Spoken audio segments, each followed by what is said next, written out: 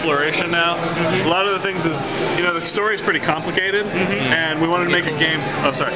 We wanted to make a game that brings in new players as well as people who really love the games 1 and 2. So we have a lot of areas of exploration where you're going to find more like journals, audio journals, different sort of environmental storytelling elements.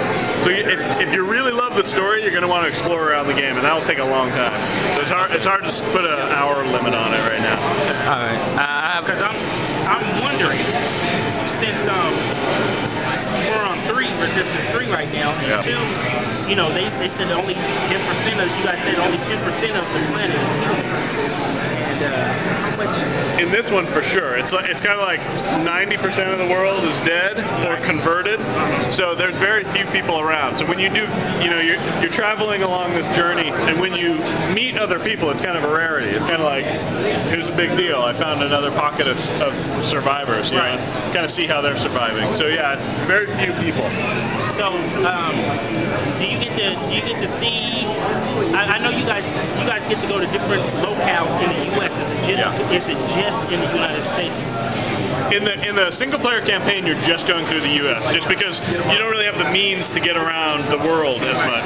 Our multiplayer maps, though, all take place in other places in the world. Right. So when you're, you know, one of the things is you'll hear the humans keep in contact with one another by this radio network, and you'll hear things about what's going on in all the different areas, and those are the battles that you'll fight in a multiplayer. Right. So, I really like this game.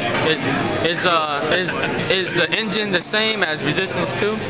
It's changed up quite a bit. I mean, this is our 6th game on PlayStation 3, and All for One over there is our 7th. So we know the hardware pretty well.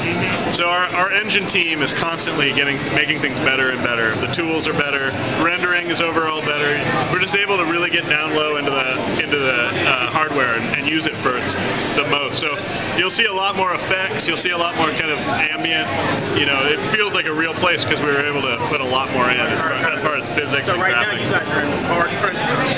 Actually, we're about done. We're 11 days from this hitting the shelf. Oh, yeah, that's right. Why am I thinking November? Is there a collector's edition or anything like that coming out for this? That's a good question. I know it's pretty close to the release date, but yeah, I think that there is a collector's edition, but not the survival edition. That the Europeans have this awesome pack that for some reason in the U.S. we didn't get. We don't never get it. We don't get nothing. Sometimes it's all right though. It sucks to be. I mean, but if you guys want to send us one, you know, okay. we can go ahead and get that going. I see how this is. Yeah, I see. You know? So there's a collector's edition. Cool. Here's my address.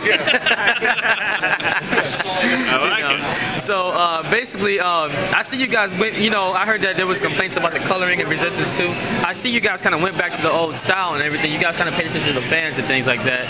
Yeah, go ahead. I was gonna say, so you guys really like read every comment and things like that. You guys really fan-based centric? Absolutely. I mean, we have a community team that's kind of what they're doing is interfacing with the community, and we listen to what they have to say. Of course, we're not going to be like, well, everybody hates the color. Let's make it a Technicolor dream or whatever. We have to stick to the game we're making, and this game is all about, you know, survival and humans kind of barely getting by. So it has a much more muted color palette than we did with Resistance 2. And let me tell you, it looks good. Like, I like the way it looks a lot more than Resistance. I like Resistance 2. I know you went great. I like Resistance 2. The only thing I didn't like about Resistance 2, I didn't like the ending of it, because Nathan was my favorite character. That was your guy. That was my dude. Yeah. But I'm just gonna ask, you know, spoiler alert for the people in the video. I don't wonder what happened to him. After I said it.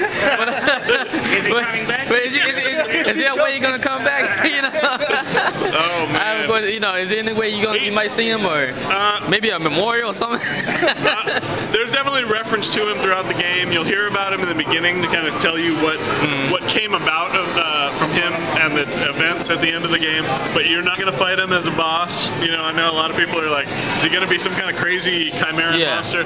Not so much. This really is about continuing the Resistance 50s storyline. Kind of beyond Nathan Hale. I got a question. Can you beat Nathan Hale in the multiplayer? Is it Yeah. skins? Yeah. We have a couple different Nathan Hale skins. Okay. I don't recall offhand how you get them all, because some of them are, we unlock skins on our website. You can unlock skins in playing our little web meta game called Global Resistance. Right. And there's various ways that you can unlock skins, and we've got a couple different Nathan Hales. Okay. All right. Well, thanks a lot for the interview. Yeah. And we'll be cutting out right now. And make sure you guys pick up Resistance 3 in 11 days? 11 days. Well, when this footage come out, September 6th. When this footage come out, probably like 5 days or something like that. But go pre-order it. Yeah, definitely go pre-order it for all you guys. I'm going to pre-order. I'm going to buy it. You know what I'm saying? Because I'm definitely into it. So sale. hey, now if Blaze said he want the game, that means that it's good. All right. I'm gonna tell you, because this guy, he don't like nothing. I'm just messing around. But this is Worst Case signing out.